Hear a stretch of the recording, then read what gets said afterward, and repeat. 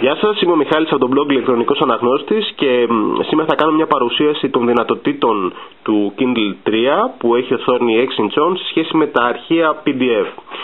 Θα δούμε διάφορα PDF και πώς αυτά μπορεί να απεικονιστούν στο Kindle.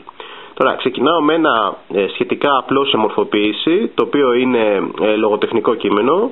Επίσης έχει μικρό μέγεθος σελίδας, όσο δηλαδή και ένα λογοτεχνικό βιβλίο τυπωμένο. Πολύ μικρότερο δηλαδή από το Α4 και θα λέω ότι ήδη απεικονίζεται σχετικά καλά με το που το ανοίγουμε. Κάτι το οποίο μπορούμε να κάνουμε εδώ είναι να αυξήσουμε το contrast. Εδώ είναι στο default. Μπορούμε να το κάνουμε το μεγαλύτερο δυνατό. Τα γράμματα είναι έτσι πιο σκούρα και φαίνονται καλύτερα. Γενικά αυτό είναι χρήσιμο για όλα τα PDF. Εδώ έχουμε ένα PDF κειμένου. Δεν είναι δηλαδή PDF εικόνας, αλλά από τη στιγμή που το Kindle δεν έχει reflow, δηλαδή δεν μπορεί να έχουμε αυξομοίωση του μεγέθους της γραμματοσυράς. Στην ουσία τα zoom που έχουμε στη διάθεσή μας είναι τα ίδια και άρα δεν έχει σημασία αν είναι κειμένου ή εικόνας. Λοιπόν, εδώ θα μπορούσαμε να κάνουμε zoom και τα λοιπά, όμως είναι ήδη αρκετά μεγάλο. Αλλάζω εδώ τον προσανατολισμό της οθόνης, αλλά νομίζω ότι είναι πολύ μεγάλο, άρα μας βολεύει να παραμείνουμε στον κάθετο προσανατολισμό. Να πω εδώ το εξής, ότι μπορούμε να κρατήσουμε για παράδειγμα σημειώσεις, όπως γίνεται και στα αρχεία Mobi Pocket, έτσι κανονικά, να έχουμε bookmarks και επίσης, αν το κείμενο ήταν στα αγγλικά, εδώ είναι στα ελληνικά, υπάρχει και δυνατότητα text to speech, παρόλο που είναι PDF, αλλά αυτό αφορά έτσι μόνο τα αγγλικά. Text to speech είναι να μας διαβάζει στην ουσία η συσκευή το κείμενο. Πάμε τώρα σε ένα κάπως πιο δύσκολο αρχείο. Πάμε σε κάτι που είναι από ακαδημαϊκό περιοδικό, είναι καμιά 30 σελίδες, είναι μεγάλο σχετικά το αρχείο. Γυρνάει γρήγορα, υπάρχει καλή απόκριση, είδατε ανοίγει και γρήγορα. Αυτό σημαίνει και με μεγαλύτερα αρχεία, και μεγαλύτερο δηλαδή από 30 σελίδες. Λοιπόν, εδώ εντάξει, είναι αρκετά μικρό γιατί αυτό αντιστοιχεί στη σελίδα Α4. Ένα πρώτο πράγμα πάντα είναι το να αυξάνουμε το contrast. Βέβαια αυτό δεν φτάνει εδώ. Εδώ χρειαζόμαστε κάποιο ζουμάρισμα. Δεν είναι τόσο βολικό να ζουμάρουμε παραμένοντας την κάθετη διάσταση. Νομίζω ότι το καλύτερο σε αυτές τις περιπτώσεις είναι να αλλάξουμε τον προσανατολισμό της οθόνης. Έτσι. Εδώ είναι πολύ αναγνώσιμα τα πράγματα. Νομίζω είναι καλά δηλαδή. Το PDF είναι κειμένου. Δεν είναι δηλαδή ιδιαίτερα πολύπλοκο σε μορφοποίηση. Αλλά έτσι είναι αναγνώσιμο. Τώρα το ίδιο PDF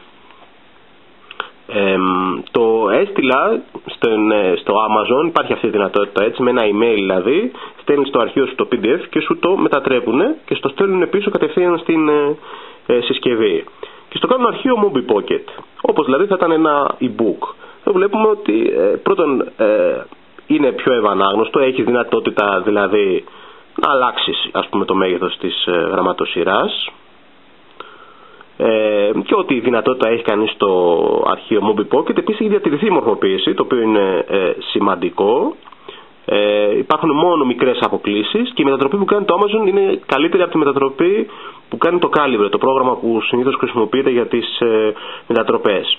Τώρα, αν όμως το PDF μας δεν είναι απλά PDF κειμένο, αν έχει σχήματα, αν έχει στήλες, η μετατροπή που κάνει το Amazon δεν δουλεύει. Θα πρέπει να δουλέψουμε με το PDF, δηλαδή δεν μπορούμε να το κάνουμε Mobi Pocket.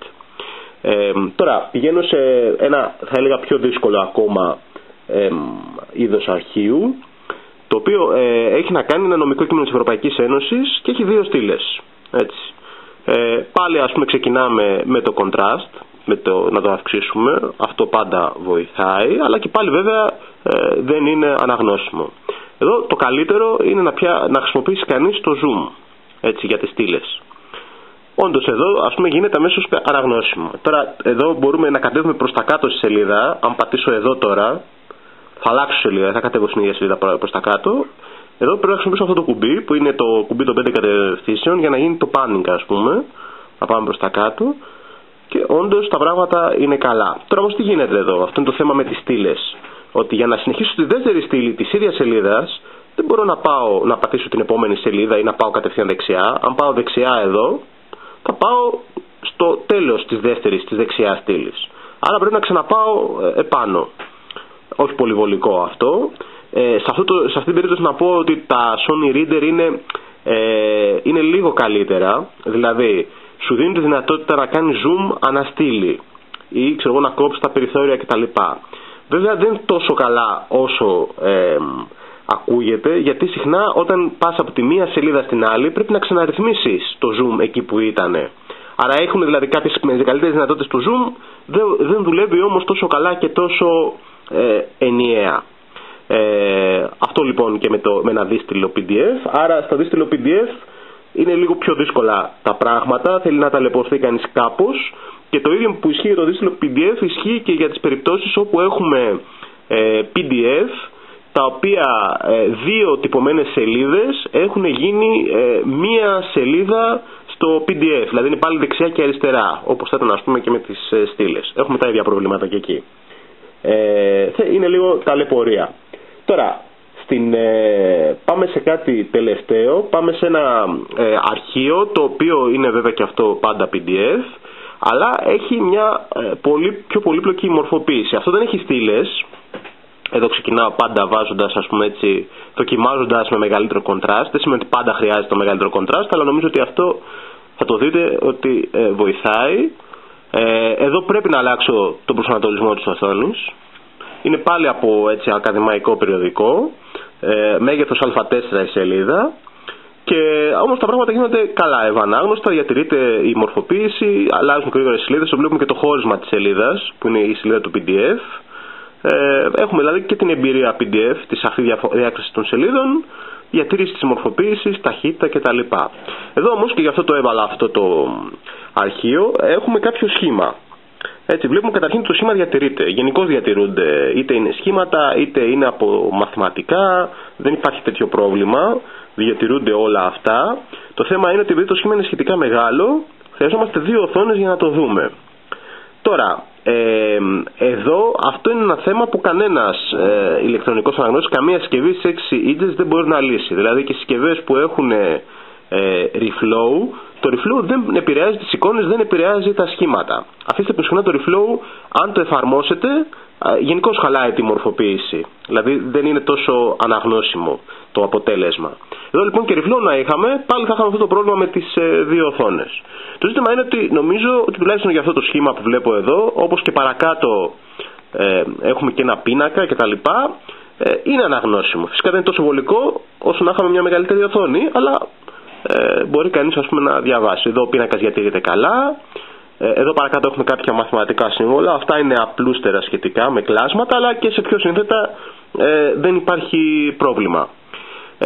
Λοιπόν, αυτό ήταν το PDF και οι δυνατότητες του στο Kindle. Έτσι, αν ήθελε να δώσει κανείς ένα συμπέρασμα, θα έλεγα ότι για αυτό το μέγεθος οθόνης, στις 6 inches δηλαδή, τα πράγματα είναι ικανοποιητικά. Μπορεί να διαβάσει κανείς PDF, αρκεί να μην είναι πολύ πολύπλοκα. Ο μεγάλος εχθρός κυρίως εγώ θα έλεγα ότι είναι οι στήλες ή οι δύο ή πολύ περισσότερο οι τρεις, και αντίστοιχα ας πούμε το να έχουμε κάποια PDF τα οποία να είναι δύο σελίδες τυπωμένες σε